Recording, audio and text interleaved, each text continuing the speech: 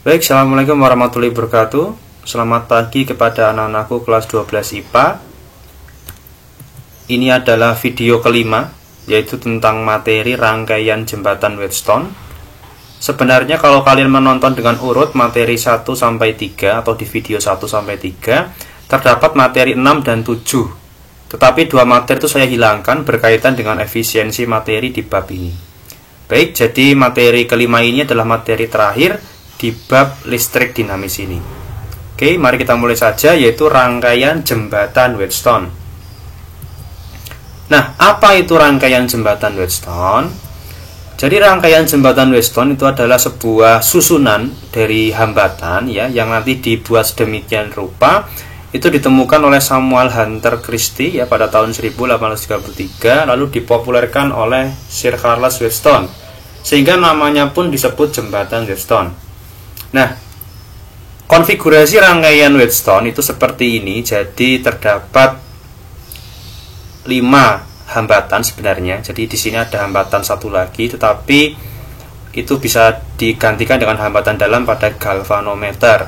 Nah, G itu galvanometer, itu adalah alat ukur alat pendeteksi arus ya. Jadi kalau ada arus listrik yang melewati galvano, itu akan menyimpan jarumnya. Beda dengan amperemeter. Kalau amperemeter memang mengukur kuat arus ya, tapi kalau galvano itu pendeteksi arus.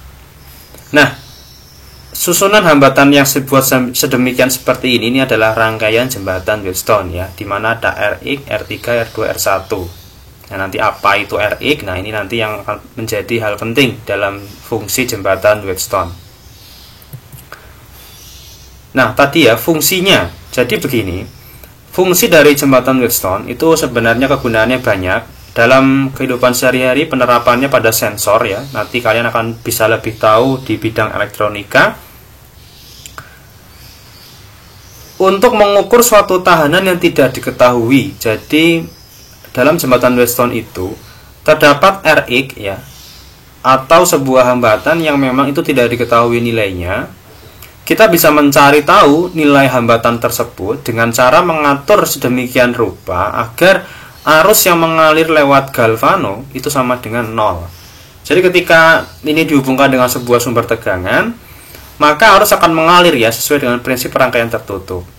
Nah, karena ada prinsip percabangan di sini ya, maka arus pun logikanya dia akan mengalir ke bawah atau melewati galvano. Nah, kita bisa mengatur RX ini, hambatan yang tidak diketahui ini, biasanya ini digunakan potensiometer atau hambatan geser ya, yang nilainya bisa diubah-ubah hambatan itu agar arus yang lewat sini sama dengan 0 begitu. Ya, ini jadi hambatan RX-nya. Nah, saya akan memperlihatkan kepada kalian animasi jembatan Wheatstone. Jadi seperti ini ya. Ada konfigurasi hambatan seperti ini, di mana ada 1, 2, 3, 4 ya, ada 4, 5, ada 5 hambatan.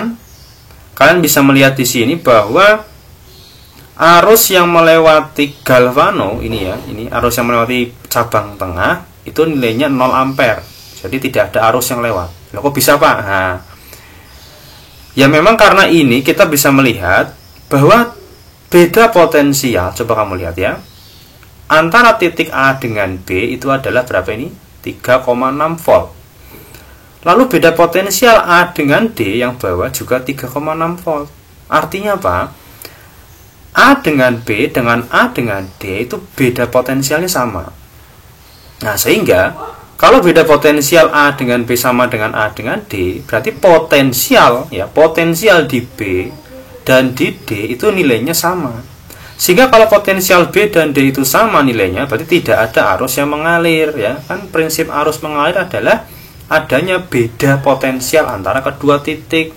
Nah, kalau B dengan D ini potensialnya sama, ya berarti tidak ada arus yang mengalir. Nah, seperti itu ya. Begitu pula dengan ini, B dengan C dan D dengan C ya. Bedanya itu apa? Maaf. Bedanya BC dengan DC itu sama-sama 5,4 volt. Ya, berarti apa? Titik B dan titik D ya memang potensialnya sama. Ya, begitu. Jadi tidak ada perbedaan antara potensial B dengan D. Jadi dia itu potensialnya sama. Nah, kalau potensialnya sama berarti ya cabang ini tidak dilewati arus. Nah, seperti itu ya. Oke, paham ya? Dipahami? Kita kembali lagi ke PowerPoint-nya. Nah, maka dari itu kita bisa merumuskan prinsipnya, prinsip jembatan Wheatstone. Ya, ini tadi ya, saya screenshot taruh di sini. Sehingga karena VAB ya sama dengan VAD tadi ya, ini sama 3,6 volt, dan VCB sama dengan VCD ya, 5,4 volt ya. Beda tegangannya, beda potensialnya, maaf. Sehingga kita bisa menurunkan persamaan V berarti menurut hukum Ohm I kali R ya. Berarti karena VAB berarti ya AB ya. R-nya berarti RX1 ini. Lalu yang lewat AD adalah R3 ya. Dan begitu pula dengan yang ini, cabang CB dan CD. Sehingga kita dapatkan dua persamaan, lalu kita bagi ya, kita bagi dua persamaan ini, kita bandingkan. Nah, kita tahu bahwa IAB ini ya, IAB ya sama dengan IAD, IAB ini sama dengan ICB ini loh ya, IAB sama dengan ICB. Kenapa? Karena kalau tidak ada arus yang lewat sini, berarti kan arusnya lewat atas saja, begini ya. Artinya apa? Ini rangkaian seri ya, jadi jadinya seri, satu jalur ini. Sehingga arus A sampai C itu besarnya sama, sehingga AB sama dengan arus ini apa? CB. Nah, ini makanya ini bisa dicoret. IAB dengan ICB itu dicoret karena besarnya sama. Sama saja dengan arus yang lewat ke bawah ya. Ini kan lewatnya ke bawah, seret ya, tidak ada yang nyabang di tengah karena 0. ADC. Nah, ini satu jalur arus ini satu jalur ya, arusnya sama. Sehingga IAD sama dengan ICD. Dicoret. Nah, sehingga kita dapatkan RX per R1 sama dengan R3 per R2. Oke? Nah, inilah yang dinamakan prinsip Wheatstone. Ya, dari hasil ini kita bisa melakukan perkalian silang. RX kali R2 sama dengan R3 kali R1. Nah, ini ya prinsipnya.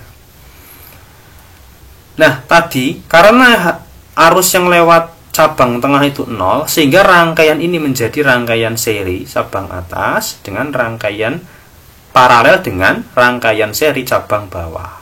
Ya, jadi ini. Sehingga R total menjadi paralel antara seri, ya ini serinya ini dan seri R3 dan R2 ya, jadi paralel atas dan bawah ya, karena cabang tengahnya tidak dilewati arus. Begitu, paham ya? Lanjut. Nah, ada beberapa variasi rangkaian dalam jembatan Wheatstone. Yang pertama seperti ini. Jadi kalau kalian nanti menemukan konfigurasi hambatan yang disusun seperti ini, itu adalah Wheatstone ya. Kalian analisanya bisa menggunakan Wheatstone yang perkalian silang, yang persamaan ini tadi ya. Lalu yang kedua seperti ini ya, ini bentuknya kotak ya, persegi panjang ya, tapi seperti dua persegi ya, dua bujur sangkar begitu. Jadi ini persegi panjang ya. Kalau tadi ini mirip ya, belah ketupat ya. Nah, itu. Terus ada juga yang seperti ini ya, konfigurasinya bisa. Dan yang terbaru ini yang baru saya dapatkan akhir-akhir ini dari referensi lain, yaitu yang bundar. Nah, ini lingkaran ya. Jadi ini konfigurasinya juga jembatan Wheatstone ya. Kalau kalian lihat, kalau kita menggunakan prinsip Wheatstone ya, dikali silang ya, maka hasilnya juga sama ya, 54 ya, 18 kali 3 sama dengan 6 kali 9 ya. Prinsip Wheatstone itu jadi intinya perkalian silang ya. Kalau perkalian silang itu menghasilkan hasil yang sama, oh berarti arus yang lewat tengah itu sama dengan 0. Prinsipnya di situ ya. Jadi yang ini tadi, jadi prinsipnya ini. Kalau ini berlaku, berarti arus yang lewat tengah itu, cabang tengah atau yang lewat galvanometer itu sama dengan 0 ya. Itu yang diperhatikan dan yang kalian pegang. Nah, ada pula variasi resistor yang diganti dengan kawat. Jadi penerapannya, hambatan yang pada konfigurasi Wheatstone itu bisa diganti dengan kawat. Nah, ini seperti ini. Ada kawat 1, kawat 2 yang memiliki panjang L1 dan L2 ya. Nah, ini hambatan pada kawat kalian sudah saya jelaskan di materi pertama ya. Jadi hambatan kawat itu adalah bergantung pada panjang dan luas dan jenis kawat itu, atau R sama dengan rho L per A. Lalu kita bisa menggunakan prinsip Wheatstone ya, perkalian silang, berarti Rx dikali hambatan kawat 2 dia dikali sama dengan R1 dikali hambatan kawat 1 ya, ini begini. Nah, hambatan kawat 2 kita masukkan rho L per A, lalu kita dapatkan seperti ini ya. Ini dalam arti catatan ya, jenis kawatnya sama ya, dan luasnya juga sama, sehingga kita bisa coret. Pak, kalau kawatnya beda, ini misalkan ini kawat tembaga, yang ini kawat besi, ya beda, nanti rho-nya tetap turun ya ininya, tidak bisa dicoret karena karena jenisnya beda. Lalu kita dapatkan ya, karena kalau ini jenisnya sama dan luas penampangnya juga sama, maka kita dapatkan persamaan ini ya, Ri kali L2 sama dengan R1 kali L1. Jadi perkalian silang tetapi dikalikan dengan panjang kawatnya. Ya, begitu ya. Diingat. Nah, bagaimana jika perkalian silang itu tidak sama? Jadi perkalian antar hambatan tadi yang silang itu hasilnya berbeda. Nah, maka rangkaian Wheatstone yang mula-mulanya seperti ini, kalau ini dikali misalkan R1 kali R3, loh kok tidak sama dengan R2 dikali R4? Ya, berarti kita modifikasi. Nah, ini. Jadi rangkaian Wheatstone itu dimodifikasi menjadi transformasi delta Y. Oh, apa itu Pak? Nah, ini ya. Jadi kalau nanti perkalian silang ini tidak sama, itu artinya berarti kita bisa memodifikasi hambatan ini menjadi seperti ini. Ya. Jadi ada tambahan hambatan RA, RB, dan RC. Nah, di mana masing-masing RA, RB, RC itu nanti akan membentuk rangkaian seri paralel. Jadi nanti ini hilang. R1, R5, dan R4-nya hilang. Ya, jadi dimodifikasi. Oke, atau ditransformasi. Jadi nanti munculnya RA kecil, RB, dan RC. Jadi R1, R5, R4-nya hilang. Nah, RA, RB, RC ini itu ada nilainya, dan bagaimana mencarinya? Nah, itu disebut dengan hambatan pengganti. Jadi RA, RB, RC tadi itu hambatan pengganti. Nah, kalau kita cari tahu ya tadi RA itu besarnya berarti perkalian R1 kali R4. Nah, ini yang mengapit ya, R1 kali R4 dibagi, nah ini 3 tadi, R1, R4, R5. Begitu ya. Kalau RB berarti ya yang mengapit adalah R1 dan R5. Nah, ya begitu.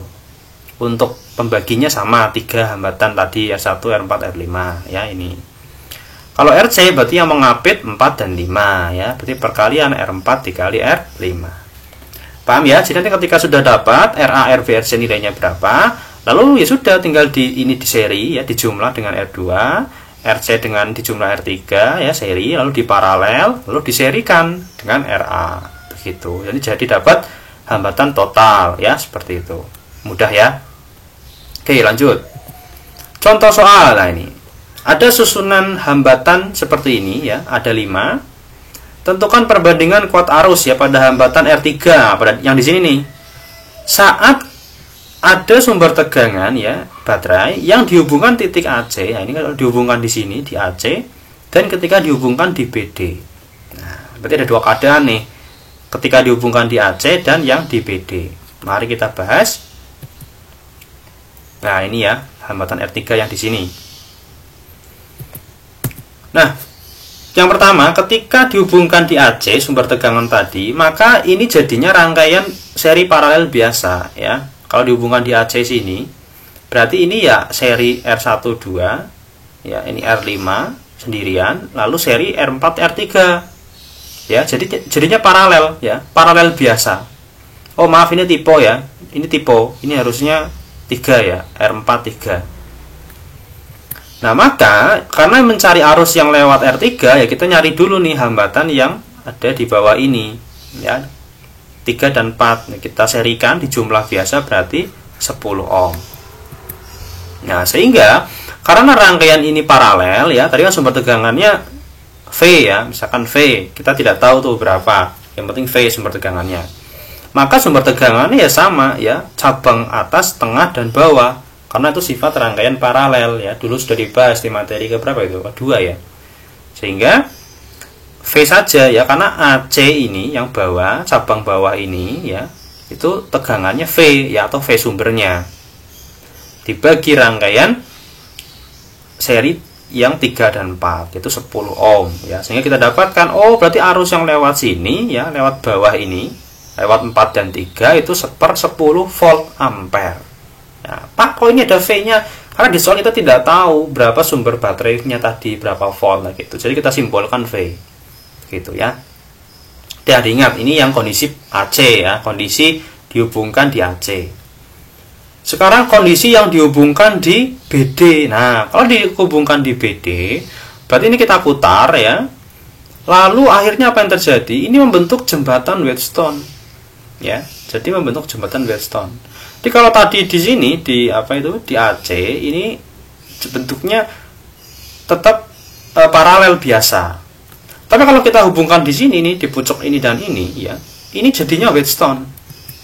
Nah, Pak, saya agak kesulitan itu menentukan Wheatstone atau bukan. Nah, pahami lagi konfigurasinya. Makanya tadi saya sudah bilang ya, di variasi rangkaian kamu harus jeli. Oh, kalau sumber tegangan masuk sini terus nyabang 2 begini, terus ada ketemu pertigaan ya, begitu bahasa gampangnya. Oh, itu berarti sudah jadi Wheatstone. Nah, lihat, waspada ya. Nah,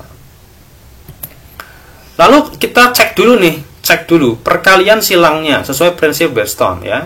Ini dikali silang, ternyata hasilnya sama 12 ohm ya. Ini dikali R2 kali R4, R3 kali R1, ternyata hasilnya sama-sama 12. Oh, berarti karena perkalian silangnya sama, sehingga rangkaian yang Wheatstone ini Wheatstone biasa, bukan yang tadi ada RA, RB, RC itu yang ditransformasi. Enggak, ini Wheatstone biasa. Sehingga apa? Kalau ini Wheatstone yang sesuai prinsip, berarti tidak ada arus yang lewat R5, sehingga ini putus ya, ini dihilangkan. Nah, sehingga R5 diabaikan. Nah, akhirnya rangkaian ini jadi rangkaian paralel biasa antara 23 dan 14. Begitu ya. Nah, sehingga kita bisa cari ya rangkaian R total di 2 dan 3 secara seri. Berarti 2 ditambah 4 berarti sama dengan 6.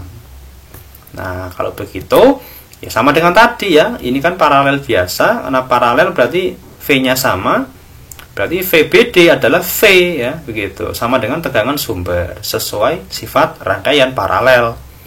Dibagi R-nya R total ini ya. Lupa kenapa? Mungkin ada pertanyaan, Pak, kenapa nggak dibagi R3-nya? Kan yang dicari arus yang lewat R3. Loh, ini kan rangkaian seri dengan 2, yang R2 ya, berarti arusnya ya yang melewati cabang ini ya, berarti hambatannya di total ya. Nggak bisa V dibagi ini 4 ya, bukan ya, tetap dibagi 6 ohm. Nah, ini banyak kalian yang masih kurang teliti ya, kurang mempelajari prinsip dan sifat rangkaian seri dan paralel dan hukum ohmnya. Nah, itu kalau kalian lupa, pelajari lagi ya, sehingga kita dapatkan 1/6 V. Ya sudah, kita tinggal bandingkan tadi ya, hasil akhirnya berarti I3 ini berarti yang dihubungkan di AC ya, dihubungkan di AC ini tadi.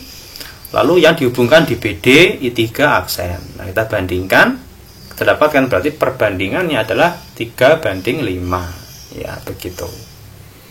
Oke, itu ya, silakan kalian pahami lagi materi ini dengan baik, karena ini materi pengayaan ya, jembatan Wheatstone, penerapan, dan kalian membutuhkan penguasaan konsep yang dasar. Makanya kalau belajar listrik dinamis itu mulai dari materi 1, 2, 3 itu dikuasai dengan benar, sehingga apa? Kalian memahami materi akhirnya, materi level-level selanjutnya. Ini kan materi kelima ya, udah terakhir. Kalian bisa paham gitu loh ya. Nah, seperti biasa silakan kerjakan tugas 3D ini ya. Ini nomor 1. Ya, ini Wheatstone yang dengan kawat ya. Jadi nanti perkaliannya RL ya, begitu ya, karena ini ada panjangnya. Nomor 1B, nah ini juga sama, Wheatstone yang menggunakan panjang kawat ya, berarti RL begitu. Dan waspada di nomor 1B ini ada R12 ohm yang terpasang paralel dengan RX. Nah, ini gimana ini? Ya, berarti nanti ini dicari dulu ya hambatan gabungannya ya. Nanti dikalikan ini setelah itu baru dikali silangkan ya. Jadi nggak langsung RX kali 5 sama dengan 10 kali 2, oh enggak. Ini dicari dulu ya total hambatan secara paralelnya. Oke? Baru nanti dikali silang. Tuh udah kasih tipsnya ya. Yang terakhir nomor 2. Nah, ini yang tadi ya. Setelah pertanyaannya, hitunglah beda potensial pada resistor 9 ohm. Nah, kamu cari tahu berapa V yang jatuh di sini. Berarti apa tipsnya? Nah, ya silakan ini dicek dulu secara prinsip Weston apakah kali silangnya sama. Oh, kalau sama berarti harusnya yang lewat tengah 0. Berarti kalau lewat tengah 0 berarti ini hilang. Berarti jadinya rangkaian paralel biasa ya, paralel seri ini dengan seri ini gitu kan. Kalau itu habis itu apa? Ya silakan cari arusnya ya. Setelah itu cari sendiri ya.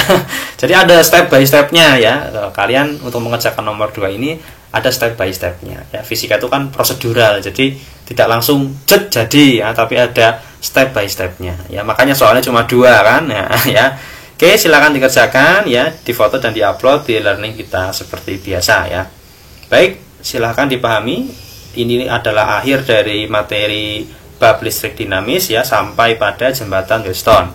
Minggu selanjutnya kita masuk materi baru ya, yaitu listrik statis. Oke. Terima kasih. Assalamualaikum warahmatullahi wabarakatuh.